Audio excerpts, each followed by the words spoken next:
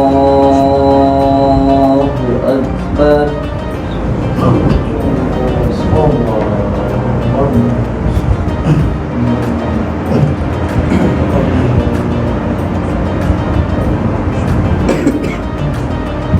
Bismillahirrahmanirrahim. Alhamdulillahi Rabbil Alamin. Ar-Rahmanir-Rahim. Maliki yaumiddin. Iyyaka na'budu wa iyyaka nasta'in. Ihdinas siratal mustaqim. Siratal ladzina an'amta 'alaihim ghairil maghdubi 'alaihim waladdallin.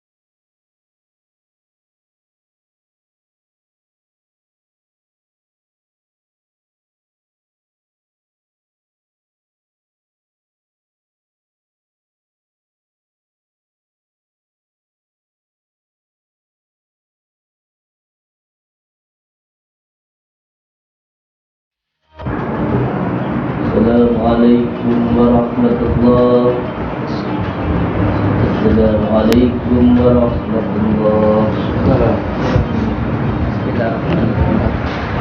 As-salatu sunnatan minat tarawih jami'atan rahimakumullah.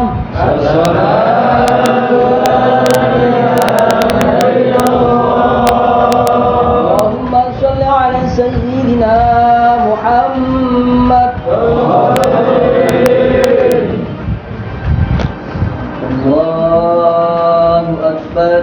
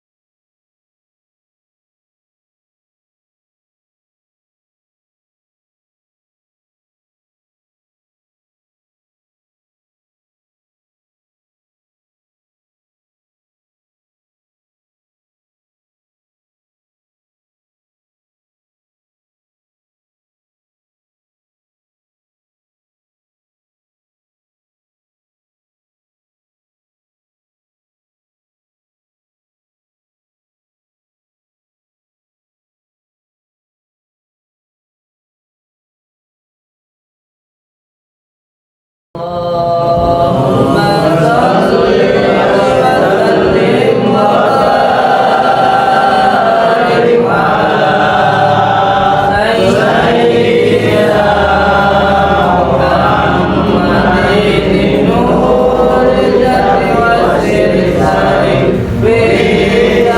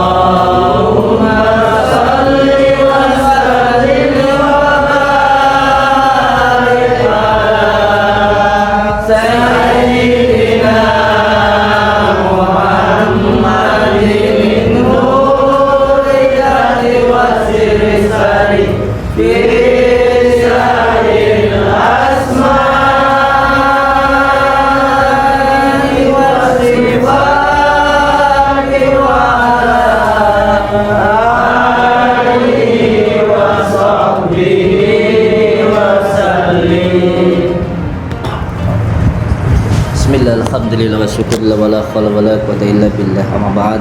Alhamdulillahirabbil alamin. Di malam yang berbahagia ini kita semuanya masih diberikan waktu oleh Allah untuk bisa melaksanakan sholat tarawih. Alhamdulillah kita masih bisa dipertemukan dengan bulan yang sangat agung ini. Banyak sekali saudara-saudara kita yang bulan puasa kemarin bisa sholat tarawih bersama kita, bisa tadarus bersama kita, dan di bulan puasa ini sudah tidak bersama kita karena sudah dipanggil oleh Allah, karena sudah tidak diberikan waktu oleh Allah untuk menemui bulan yang sangat agung ini. Alhamdulillah kita oleh Allah masih diberikan kesempatan untuk menemui bulan yang sangat agung ini. Mari kita bersyukur kepada Allah dengan cara menjalankan segala perintah Allah dengan sebenar-benarnya, memanfaatkan, menggunakan waktu di bulan suci Ramadan ini, di bulan yang suci yang agung ini kita gunakan untuk beribadah kepada Allah. Karena tidak semuanya diberikan waktu untuk bisa bertemu dengan bulan yang sangat agung ini. Alhamdulillah kita diberikan waktu oleh Allah untuk bertemu di bulan yang sangat agung, yaitu bulan suci Ramadan ini. Alhamdulillahirabbil alamin. Mari sama-sama kita menjalankan segala perintah Allah. Kita jalankan yang pertama ialah sholatnya diperbaiki di bulan yang sangat agung ini, Masya Allah. Karena apa? Karena semua yang diperintah Allah kepada kita sejatinya itu untuk kebaikan diri kita sendiri, bukan untuk Allah. Allah sama sekali tidak butuh apapun dari diri kita. Allah itu Maha Esa, Allah itu Maha Besar. Kita yang butuh Allah. Allah sama sekali tidak butuh kita. Oleh sebab itu mari sama kita jalankan perintah Allah ini dengan sebaik-baiknya, karena itu untuk kebaikan kita sendiri. Sebagai contoh ketika Allah memerintah kita untuk sholat. Karena apa? Karena di dalam sholat ini Masya Allah terkandung banyak sekali sirnya, rahasianya yang terkandung di dalam sholat ini. Karena suatu ketika saya masih seumuran panjenengan yang masih kecil ini, saya dulu sebelum berangkat ke pondok, ketika masih di pondok saya di kampung, ketika saya masih bersama dengan orang tua saya, dengan abah saya, pernah beliau suatu ketika jam 12 malam itu membangunkan saya. Le, sampean tangnya sik tumut abah, tumut bapak, temu di temingking. Saya masih matanya kedip-kedip, saya ikuti beliau. Gak taunya saya diajak kemana? Diajak ke kandang sapi. Sampai di kandang sapi, beliau bertanya kepada saya, "Le, sekarang sapinya sedang apa?" Saya jawab, "Sedang tidur, Pak." Bonje. Dan ngoten sampean kalau gitu sampean tidur lagi. Ya, saya tidur lagi.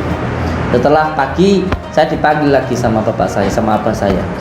"Le, sampean sekarang ikut abah kemana, Abah? Ayo ikut kemana? Ke kandang sapi lagi. Ayo, sapinya sekarang diajak kerja kemana? Ke ladang. Bawa sapinya ke ladang."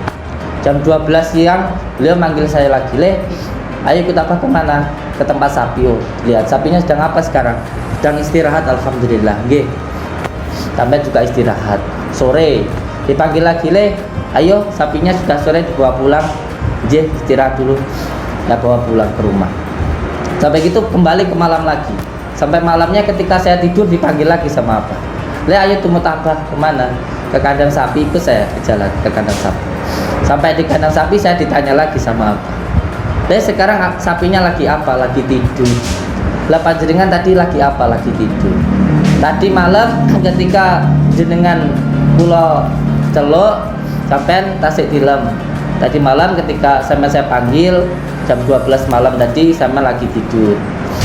Sekarang juga sapinya lagi tidur. Tadi pagi sampai saya panggil sapinya kerja sampai ya kerja.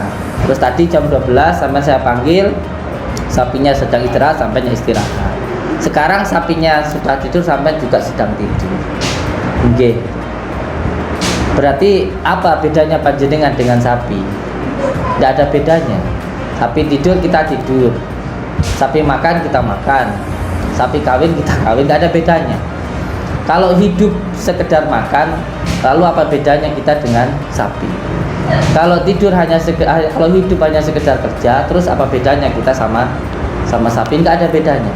Perbedaannya kita dengan sapi cuma satu. Kalau sapi itu tidak sholat, kita itu sholat. Makanya untuk membedakan kita dengan hewan, untuk menaikkan derajat kita sebagai manusia itu hanya dengan satu, yaitu dengan sholat. Maka banyak sekali rahasia-rahasia yang terkandung di dalam sholat itu. Yang kedua, di dalam gerakan-gerakan sholat ini terkandung hikmah yang luar biasa yang terdapat di dalam sholat. Banyak sekali sekarang ini berbagai macam penyakit yang timbul karena yang pertama tidak sholat, yang kedua tidak benar di dalam menjalankan sholat. Terutama orang yang punya penyakit, sekarang ini banyak yang mengalami penyakit urat kejepit. Ini padahal sebelum para dokter menganalisa dan mengatakan kalau penyakit dari urat kejepit ini nggak ada obatnya, ini sudah dianjurkan oleh baginda Rasulullah SAW berabad-abad yang tahu. Supaya apa? Supaya kita terhindar dari urat kejepit. Karena di dalam tulang belakang ini terdapat ribuan saraf yang tersambung di dalam tubuh kita. Kalau sampai ada masalah di dalam tulang belakang saraf ini, maka akan ada masalah di sekujur tubuh. Oleh sebab itu dianjurkan oleh baginda Rasulullah untuk rukuk dengan benar. Ini sangat dianjurkan sekali ketika sholat, rukuknya dengan benar. Sehingga kalau kelapa ditaruh di atasnya punggung, dia tidak akan jatuh. Ini insya Allah gerakan olahraga yang paling sehat untuk menanggulangi penyakit urat kejepit, karena urat kejepit ini menurut ilmu kedokterannya belum ada obat. Yang kedua, saat ini yang paling banyak dialami penyakit oleh masyarakat kita yaitu penyakit stroke.